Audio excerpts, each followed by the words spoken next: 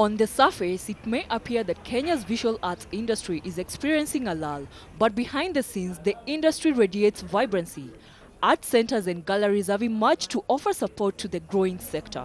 Corner Trust is a visual arts center, and we have about 38 artists in the space. What we do is we provide opportunities for artists, giving them a platform so that they can actually match with international artists. So we provide space, like workshop space for each artist. We have an exhibition space also, so they're able to actually do a lot of exhibitions. We have an array of, I guess, programs here. I think that quite a lot has happened quite fast. There have been many organisations ploughing away, supporting artists as best they can over the last 20 years. But when we set up Circle Art Agency last year, our intention was actually to focus on the clients, the audience, and I think that hasn't been done in a dedicated way. For visual artists, the centers provide much-needed space to exhibit their works, which creates a marketplace where their pieces are sold to art collectors, in turn creating a sustainable income for the artists. Right up to now, as I do professional art, I occasionally meet people who are, I would say, quite learned, and yet when you introduce yourself as an artist, the reaction kind of, can be kind of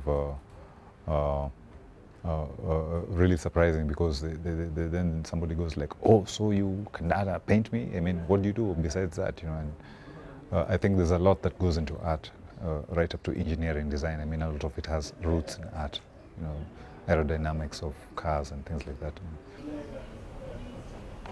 Driving growth of the industry is a domestic market that is increasingly appreciating works produced by homegrown artists. The value of collector pieces also continues to escalate, and art is now being considered an alternative investment option. We're seeing a lot more local people buying art and appreciating it. I think there's a big awareness around art also. We're pushing a lot in terms of buy your own work, so it's very encouraging. We're finding that also with the growing middle class, there's a bit of indisposable cash, and people do understand the value. A lot of times I'm saying, forget the stock market, think about art as a long-term investment, because it's art appreciates in value, so why not? A good half of our clients are locals, Kenyans, Kenyan Asians, more actually, probably 2/3.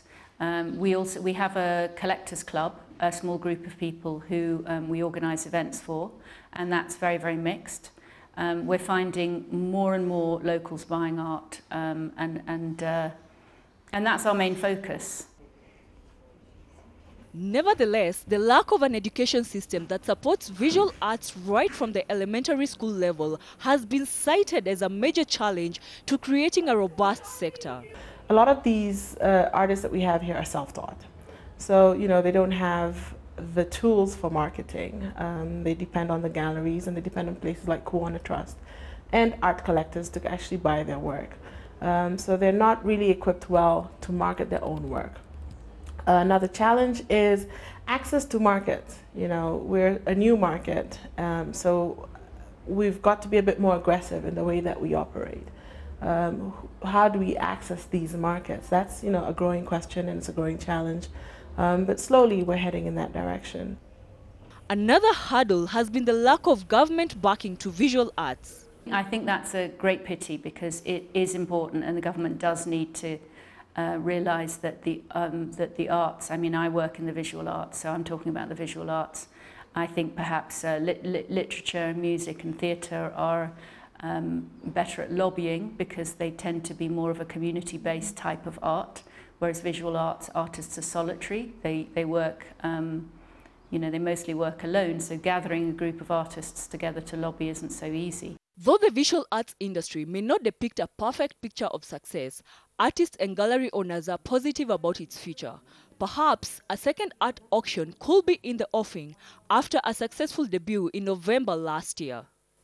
The way is forward, it's developing. I mean, there are a lot more artists. You can see how vibrant the space we have is. I think a couple of decades ago, I was like one of the few artists in my whole neighborhood that were actually getting to practice this and express it. So even walking out of the house with a sketch will draw so much hullabaloo around, you know. But now, you know, it's very common to hear people even just describe themselves as Msanii, even if they're not artists. We're going to have an annual auction in November, so the next one will be this November. We have been asked to hold them more regularly, but we think that in order to get the very, very best art from the region and to keep the excitement and the you know, the looking forward to it, that I think once a year is enough, and also it takes 6 months to organise.